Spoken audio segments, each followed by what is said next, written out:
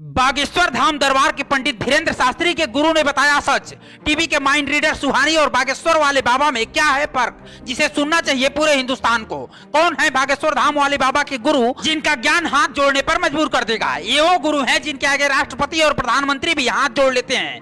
22 भाषाओं में पारंगत जगत गुरु ने 2 साल की उम्र में खो दी थी अपनी आंखों की रोशनी। क्या है बागेश्वर धाम वाले बाबा के चमत्कार का सच, गुरु ने बताया धीरेन्द्र शास्त्री का सत्य। हमसे अंग्रेजी हिंदी नहीं बोली जा रही है। बागेश्वर वाले बाबा के गुरु ने बिना देखे सीख लिया है 22 भाषाओं का ज्ञान। बागेश्वर वाले बाबा धीरेन्द्र शास्त्री के गुरु का ज्ञान देख राष्ट्रपति और प्रधानमंत्री भी हाथ जोड़ लेते हैं। रामायण, महाभारत, विश्राम सागर, सुख सागर, प्रेम सागर, वज्र विलास आदि ग्रंथों के अक्षर अक्षर जगत गुरु रामभद्राचार्य को रटे हुए हैं। किस पन्ने पर क्या लिखा हुआ है और किस दोहे का अर्थ क्या है, ये पलक झपकते बता देते हैं जगत गुरु रामभद्राचार्य। इतने ज्ञानी व्यक्ति ने धीरेन्द्र शास्त्री जैसे नौसिखिया युवक को ही क्यों चुना, इसका उत्तर जगत गुरु ने बताया। पंडित धीरेन्द्र शास्त्री जो कर सकते हैं, क्या ऐसा कोई और भी कर सकता है? जगत गुरु ने बताया, जिसे पूरे हिंदुस्तान को सुनना चाहिए। जिस धीरेन्द्र शास्त्री के पीछे पूरा देश लगा हुआ है, उनकी सच्चाई को एक तरफ देखकर या दिखाकर किसे टारगेट करने की कोशिश की जा रही है, यह भी समझना जरूरी है। धीरेन्द्र शास्त्री के गुरु जगत गुरु रामभद्राचार्य परम ज्ञानी है। 14 जनवरी 1950 को उत्तर प्रदेश के जौनपुर जिले में जन्मे जगत गुरु की आंखों की रोशनी नहीं है। 2 साल की उम्र में ही उन्हें बीमारी हो गई थी, जिससे उनकी आंखों की रोशनी चली गई। बचपन में उन्हें भारतीय ग्रंथों की शिक्षा उनके दादा ने दी।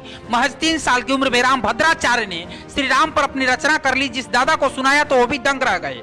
बड़े होकर संपूर्णानंद संस्कृत विश्वविद्यालय से शास्त्री की उपाधि ली।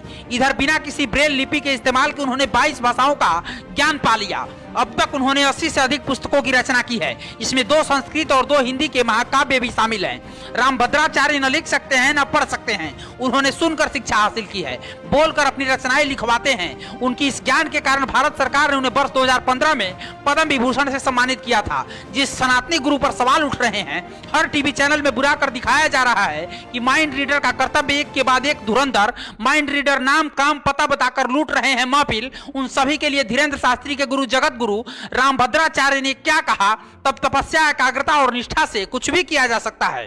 किसी के दुख दर्द समझना और उसका हाल हुलिया बताना, यह भी कोई भी कर सकता है। फिर बात आए धीरेन्द्र की, तो शुद्ध मन का बालक है। जगत गुरु कहते हैं कि धीरेन्द्र का आचरण और चरित्र दोनों शुद्ध है। सनातन चरित्र की पूजा करता है, उसका चरित्र शुद्ध है, तभी वह राम दीक्षा के लिए चुना गया। उसने तपस्या की, विद्या ग्रहण किया। यानी जगत गुरु रामभद्राचार्य की माने तो हम आप कोई भी ये विद्या और दीक्षा प्राप्त कर सकते हैं, परंतु इसके लिए कठिन परिश्रम और लगन की जरूरत है। ये लगन धीरेन्द्र शास्त्री में है, तो उन्होंने ये प्राप्त किया।